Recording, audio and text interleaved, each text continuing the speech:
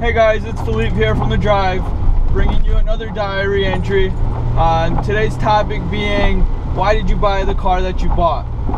I'm going to go ahead and give you guys 25 seconds, give or take, to go ahead and think about it.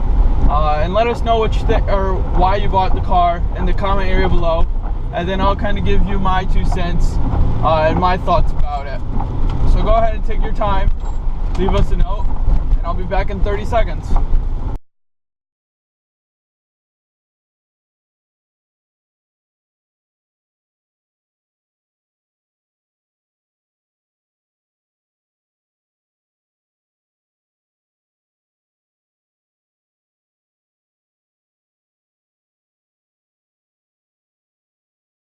Alright guys, now that you've had some time to think about it, I'm going to go ahead and leap into the conversation of the day. I think it's safe to say that everybody has a reason as to why they purchased their car. You know, for some it might be because race car and they wanted to make a Saturday warrior or a Sunday warrior on the track. For others it will be because they commute 70 miles every day one way to work, and therefore they need something more economical. For others, it's simply because it was a childhood dream to own the car that they own, and now that they can afford it, they went out and bought it. Simple as that. For me, it was, I had never really had a car to tinker with and to learn on, and I wanted to have that opportunity, so I went and I bought myself a Z. If you look at my windows right now, you'll see that they're getting pretty foggy. That's because I don't have any heat, and it's raining, and it's, you know, 30 degrees outside, not cold enough to start snowing yet, and I don't have heat, so this happens. Do I complain? No, because I bought the car for it to be a project car. I knew that it wasn't going to be perfect from the get-go, and I accepted that. Now, had I bought this car for daily driving and everything of that sort, alright, yeah, I'd be pretty frustrated that my heat doesn't work, but I live with it. That's not the reason I bought the car. My friend, he bought a 2007 Civic Si. He needs that car to commute to school and to work every day. He needs it to be reliable. Honda Civics are definitely reliable, and he needs to be able to drive it in the snow. And yeah, we have some people who will say, you know, hey, if you got balls of steel, you'll drive your rear-wheel drive in the snow.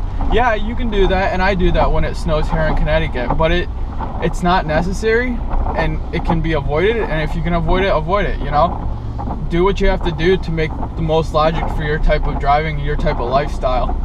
I know plenty of people in the Connecticut Z-Car Club and other Z-Car clubs around the country who are now, you know, 35 years old, and they just purchased their first, you know, 280Z or 240Z, and it's because, you know, their parents had one when they were growing up, and they want to get those memories back. Something that sometimes you can only do by owning the same car as your parents did. Shout out to Will Hayward, who actually got his dad into getting a 280Z because back in the day his dad had a 280Z, so his dad came full circle and he bought himself another one. I mean, that to me is awesome. Whoa, that wasn't good. And then you have the guys who buy 240SX shells to make it a weekend drift toy, which to me that's just as honorable as, you know, having a maintained daily driver, because at the end of the day you're gonna pour love, sweat, and tears into that car as much as you are trying to maintain your car that you're trying to drive every day without any hassles. And hey, kudos to you, man. You do what you gotta do. But then again, like, this is what I'm talking about. We all have our own specific reason to own the specific car we bought. For me, it was knowledge. Like I said, I wanted to learn how to work on cars, and this was, you know, a somewhat, you could say cheap maybe. I mean, $3,500 rear-wheel drive turbo vehicle from Japan. I mean, that's that. If I were to categorize my car in about 25 seconds, that's probably what it would come out to. Some people don't see the value in what I'm doing. You know, my sister, for one, hates the fact that I have this car because, you know, she can't park in the garage now because I park in the garage. But hey, you know, screw it. Like, this is my car. This is what I want to do. This is what I'm going to do.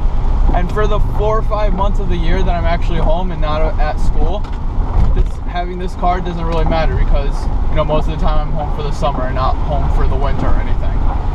So it's not a big deal. All right, we have a riced out Maxima ahead of us, ladies and gentlemen. But yeah, let us know in the comment area below what you think. Did you buy your car with a specific reason in mind, or did you just, oh, I like that one and that's the one I'm gonna get? Let us know in the area below. We appreciate the comments and the feedback.